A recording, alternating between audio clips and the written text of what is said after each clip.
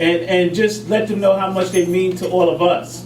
And also, I just wanted to thank you for coming and sharing this moment with the Blake family.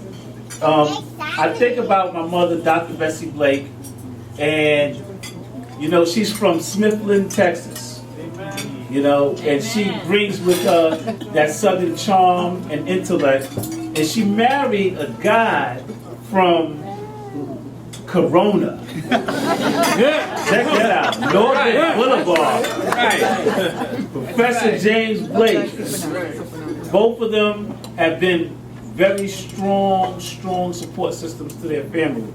And we're just so happy, you know, that we could do this for you. I just want to say that we're here to honor two beautiful human beings and one outstanding couple.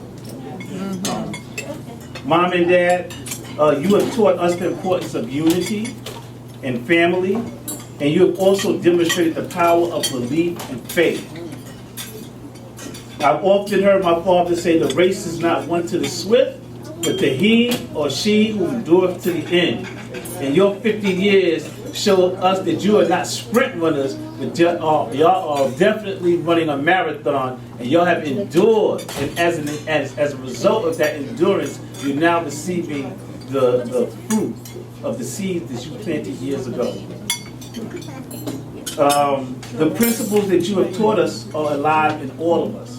And I want you to know that, you know, sometimes as family members get older, you know, children get to squabbling and stress and strife. Y'all do know what I'm talking about, right? Okay. And there's all of these kind of things that divide family. But I'm proud to say that me and my siblings, my aunts, okay, we have worked together as a team to put this together. And it was an absolute blessing to work with you. And we call ourselves Team Blake. And we have been grinding for the last couple of months as Team Blake. No big eyes, no little U's, no big egos. And that is a direct result of your teaching and your example. And we thank you for that. Now I just want to say this real quick, and then we're going to get into the program. As my parents been going around telling everybody that they're celebrating their 50 years, I mean, strangers are running up to them and hugging them. You know, because 50 years of marriage. Congratulations! Good anniversary, enjoy! That's something that's not normal under today's circumstances. And people are excited. And so we were talking this morning, I said, I figured it out. I know why people are excited when you say 50 years of marriage. Look at them. You see how cool my father looks with his shades on? Yeah. Look at my mother. You see how pretty she is? They still are in love. They still are involved in pushing forward with their relationship. But they're also active, and they look young, and they look energetic. And you know, usually when you go to a 50-year celebration, whether it be wedding or anything, they usually bring the person out and they go, this person, we're going to bring our parents out. They've been married for 50 years. They come out, broken down, and they wave, right? And you go to yourself, man, if 50 years did that to them, I don't know. But when you see them, you see 50 years of life, 50 years of energy, and we want to see 50 more years. Let's give the honorees a round of applause. Whoa, what's going on here? Wow. What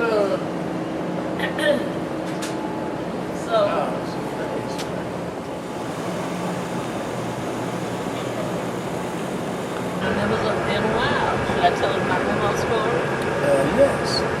Jimmy came one anniversary to New Rochelle. I had you're my shoe. I had an end of the year faculty conference, and he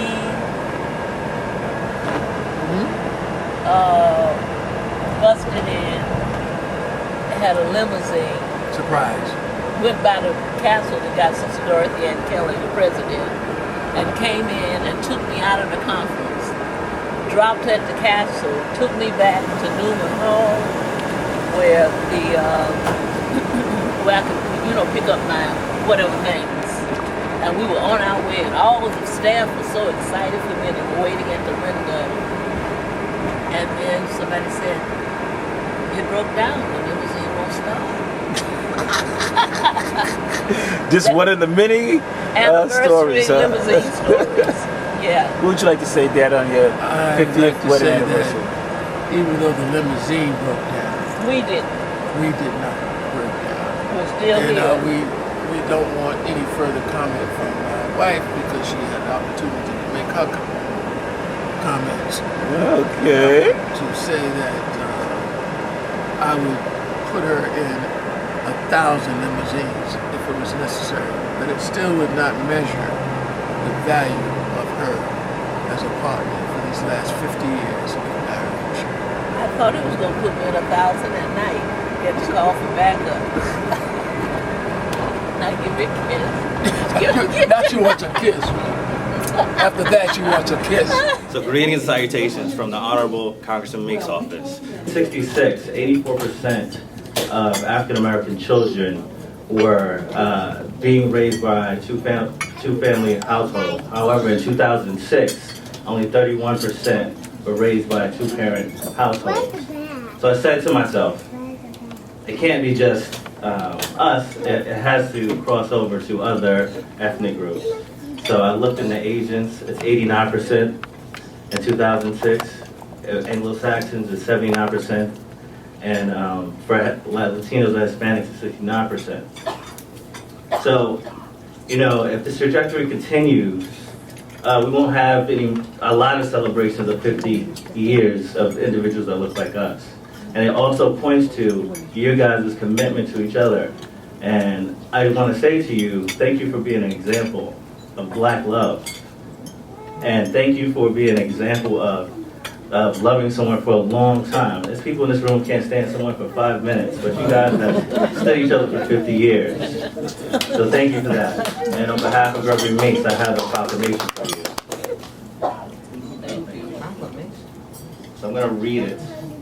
On June 7th, 1964, Professor James Blake and Dr. Bessie W. Blake exchanged their wedding vows and made a lifetime commitment to each other at the Ebenezer Baptist Church in Flushing, New York. 50 years to that date, their family, friends, and community members joined them for a celebration of their anniversary on Saturday, June 7th, 2014 at New York's LaGuardia.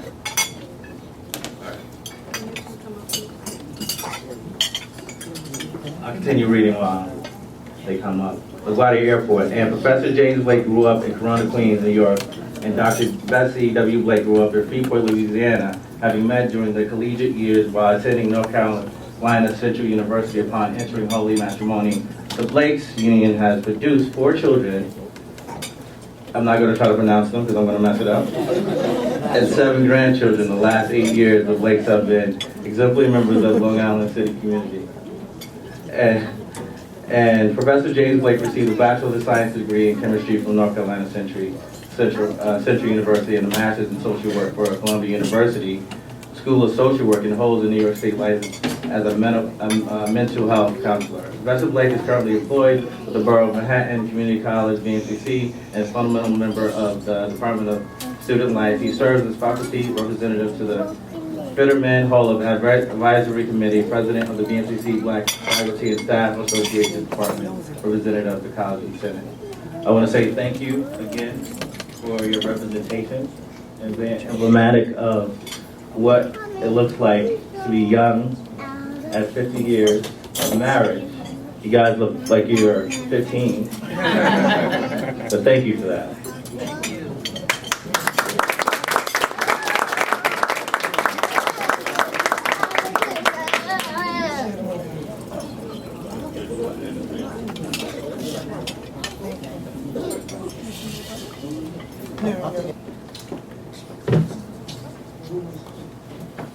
First, I want to say good evening to everyone, and I just love these two. I'm here on behalf of the Assemblymen of the State of New York and the New York State Assembly to present this proclamation to to Professor James Blake and Dr. Bessie W. Blake in celebration of 50 loving years of marriage, June 7, 2014. And we wish them many more happy years together. And proclaimed, James and Bessie have been a symbol of love, dedication, and loyalty, and it's in an important milestone in their lives. I extend to them and their family every good wish for success, health, continued happiness in the years to come. Dated May 14th, in witness thereof, I hereunto set my hand and signature. Jeffron Aubrey, New York State Assembly, 35th District.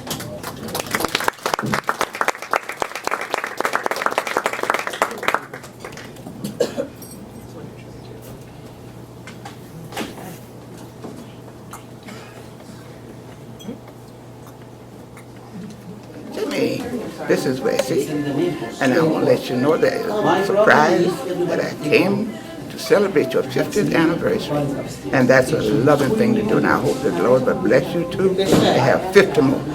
I love you, Bessie.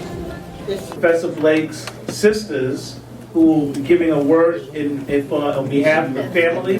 They'll be giving a special word from your sister Carol from Pittsburgh. First, let me say there's no crying on this part. Did you hear me in the back? There'll be no tears. First, let me say. Okay, no tears. First, let me say there's no coincidence. I don't believe in coincidence that we are here in the Queen's room because Gloria used to call herself Queenie. Yes. So we are blessed by being in the Queen's room here at the Marriott.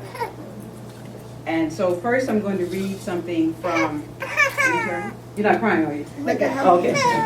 First I'm going to read something from Carol, who was ill and could not be here today. So, Jimmy and Bessie.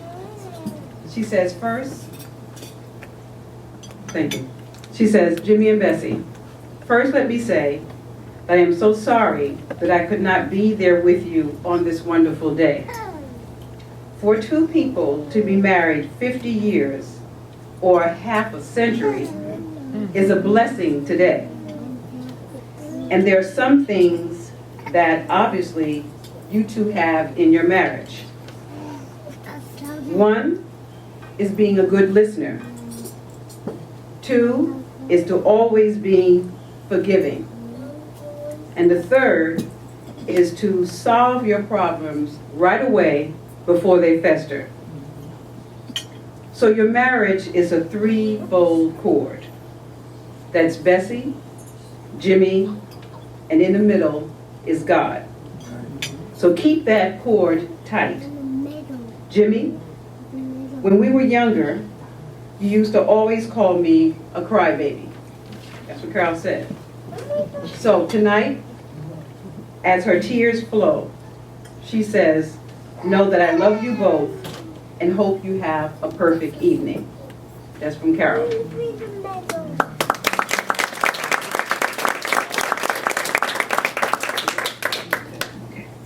Now this is from Francis and I. Bessie, if one could describe you, if we could describe a sister-mother relationship, it would be ours with you. You took my sister and I into your home when we were just about 14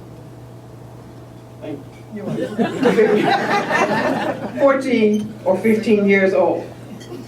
You taught us good study habits, a respect for education, the community, and most importantly, respect for ourselves. When we became older, you became more like a sister to us.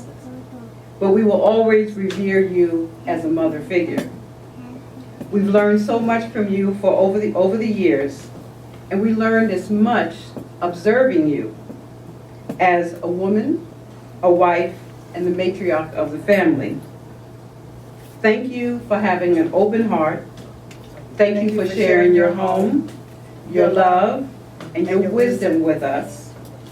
We only pray that we can be as good a person to you as you have been to us. With deep love and admiration. Francis, everything.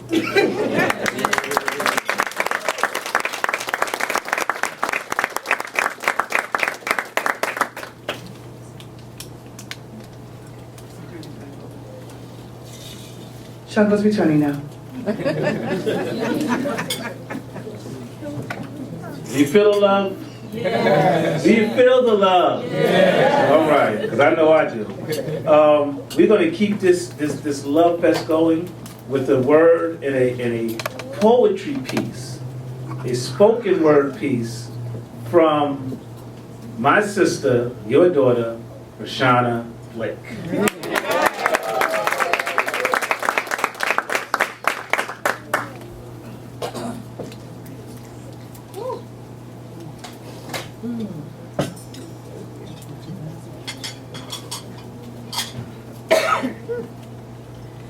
Hello, how's everybody doing? Good. Okay.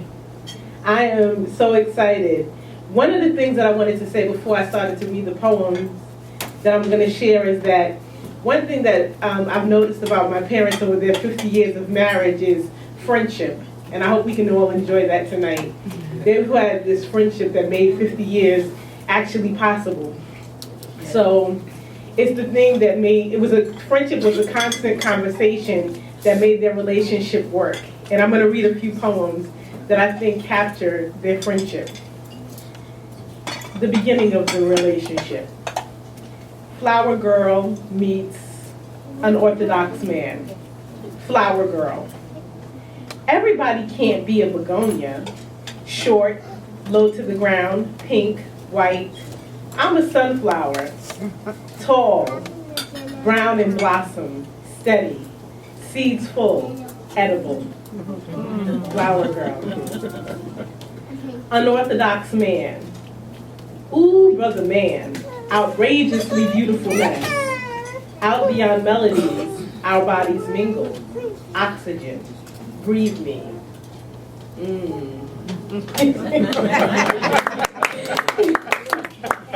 Friendship that develops over the time. Feline friends. Friendship. My strength is mystical. Like a cat, I flounder in midair, yet land on my feet. You are an activity in my consciousness, and I'm digging it. I let go of my soul fears, masked behind surface beauty. I traded in my logical keys so that you could see me. Silly commandments like not saying I love you until I am sure that you love me too do not work, as we are floating in spaces where I can explore who I am. We meet. Life is cold, like chattering teeth, and I am hungry for love with no belief. Tangled in poverty, ill from romantic comedies, tired as God must have been on the seventh day. I really have no idea how to pray. In the moments we speak, spiritual strength multiplied by 2. My soul salutes, then splits to become part you. Just knowing you care releases answers to billions of, God, please send me someone to love kind of prayers. My 8th life ends, my 9th begins, in a night of ecstasy, in the days we walk as friends. Friendship.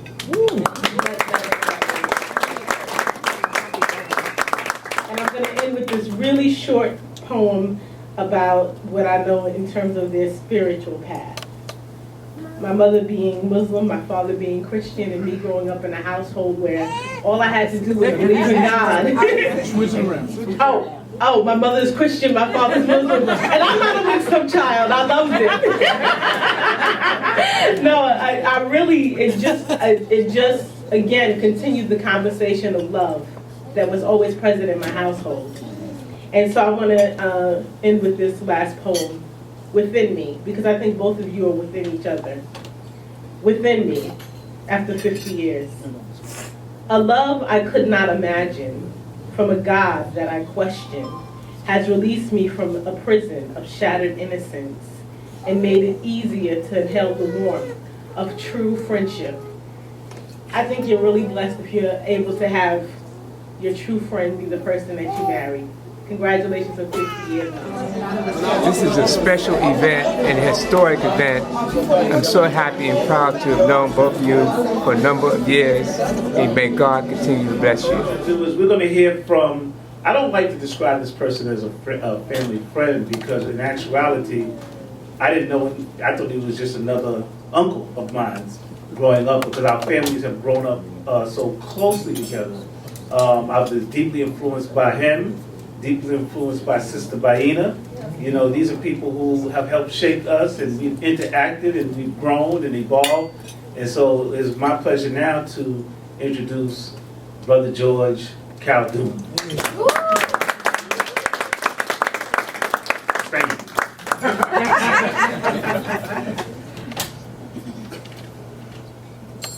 It is indeed a great pleasure to stand here to say a few words for my brother and my sister, Brother Takdir, Sister Bessie. And when I was told when I was asked to say something, I was trying to figure out what should I say. So, so I was sitting on my porch this morning, my deck this morning, listening to the birds chirp, and I began to write. And I thought I would put together a poem. I'm so adequate that you shot it.